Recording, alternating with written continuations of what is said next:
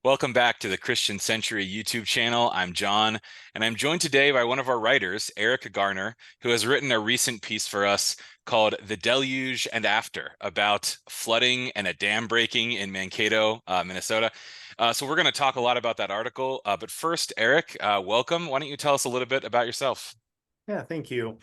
So I am recently a pastor here in this town in Mankato, Minnesota. I came from Colorado, where I was serving a church in Boulder for the last 10 years. But yeah, it is following after my wife's family to be part of this state. And I am, really honored to get a chance to share with you today. Awesome. Well, thanks for joining us. So in this article, you're talking about as a very new member of the town and new pastor there, a dam bursts, and you talk about the moment where you learn that this is happening. A church administrator comes in and explains to you. I wonder if you could tell us a little more about that moment, the first moment of learning about what was happening. How did that feel, and how did you respond? Yeah, so we've had unprecedented amounts of rain throughout this region after a historic drought that has gone on for the last several years and an absolutely dry winter here. And when I got here, the waters were flowing. I mean, we have had severe rain. The day before my wife and my possessions were arriving in our new home, our basement flooded. And so we were sort of inundated already with the amount of water that this whole region has been contending with for the last 3 or 4 months. So I was coming into the church that morning tired. I think that we had just over that weekend is when we had been moving everything into the house, and I was tired, but I was feeling well. It was the first day where we didn't have any rain in the morning, and there were blue skies, and it felt like we were through the storm. But then as I came in, the church office administrator had just let me know that the Rapidan Dam, which I had not heard about yet, this is the first time I'd heard this name, that it was in danger of failing. And so I came into the office and just started reaching out to people about uh, making sure that people were safe, that things were in place for some of the people who were especially located in the floodplains. And about 30 minutes into being here, the office administrator came into my office and told me that there had been a critical failure and that water was coming through. And so I just made the call that we were going to close up the office, told her to get to a safe location, and headed back home, realizing that on the other side of the river where I live, there were no grocery stores. And so it was like, okay, well, I'm going to go and pick up clean water because I don't know whether or not we will have that. Going to go and make sure we have foods that we can eat that won't require any electricity or for cooking or preparing. And yeah, it kind of reminded me you were talking about before we got on, just sort of some of the communities that you grew up in, and I'm thinking about my parents responding to like Y2K, if you remember that, and kind of just this mentality of like, oh gosh, what do you need to have on hand in case the world ends? Yeah, yeah. You very quickly trying to pretend to be a doomsday prepper, Yeah. of sorts. So I loved in the middle of this essay, you had this reflection on the biblical character of Noah, and you said, in a sense, we all are Noah. And I wondered if you could walk us through that a little more, like unpack that. For those of us who haven't lived through a cataclysm the way that you nearly did, what do you think we have in common with this figure of Noah? Noah is such a strange character, both between the idea of hearing a command to obey and then dutifully carrying that out over this extended period of time. We get no sense of what it is he's necessarily thinking about the well-being of his neighbors, but he is at least diligent in the work that he is doing.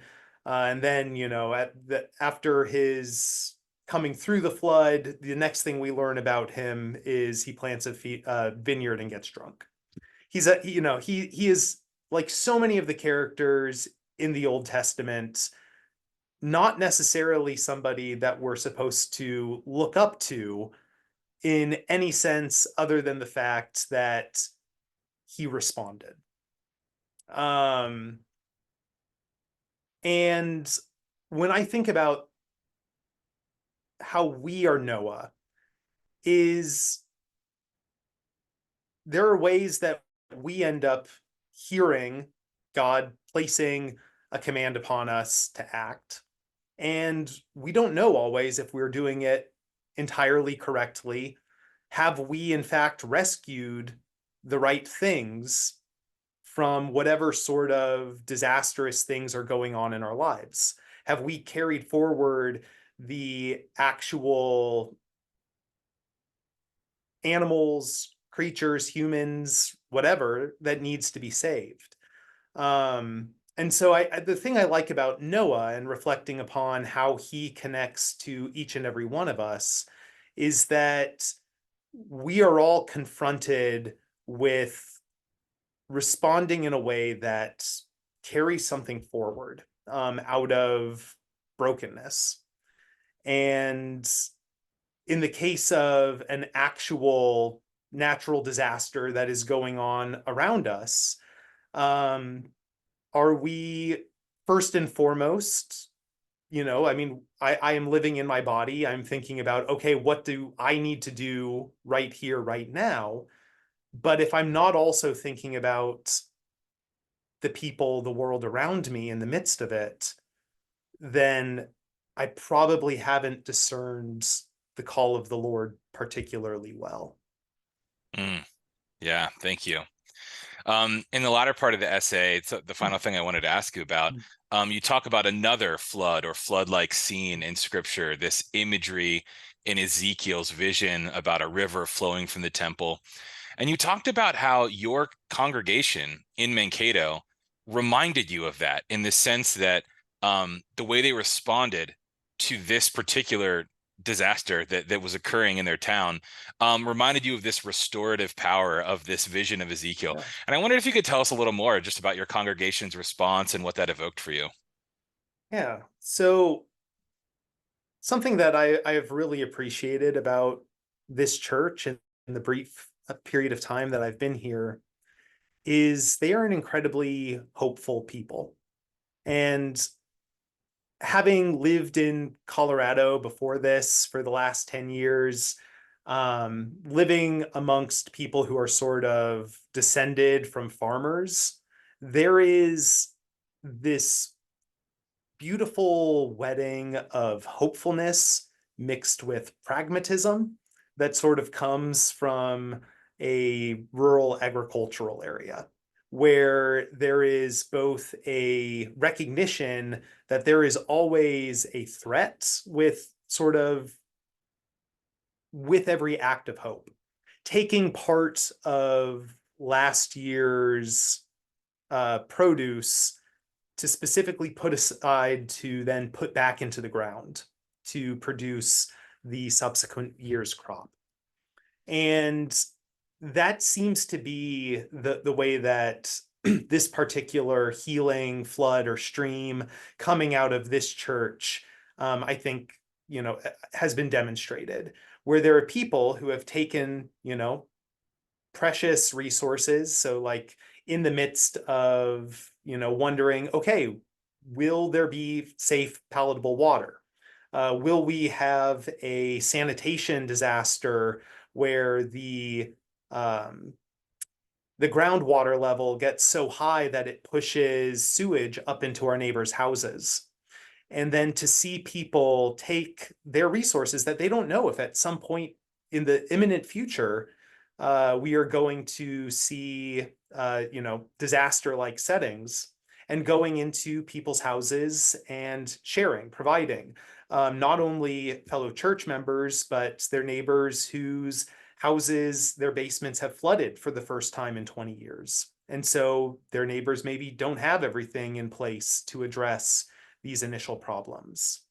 Um, this congregation has turned its um, upper education wing, upper level, into the town's homeless shelter for the last number of years. And so the fact that here in the midst of surging waters that ended up flooding the streets the weekend before the dam collapses, the fact that there is safe and reliable housing provided for people. So, there's always something that is at risk when we step out and we invest in an act of hope. And that is kind of in the day-to-day life of this church, what I'm really grateful I see happening. Yeah, that's great. Thanks for sharing that. Yeah. For those of you out there who missed this article, there will be a link in the video description below. So go check out the deluge and after. And thank you so much, Eric, for chatting today. It was great to talk to you. Yeah, thank you, John. I appreciate it.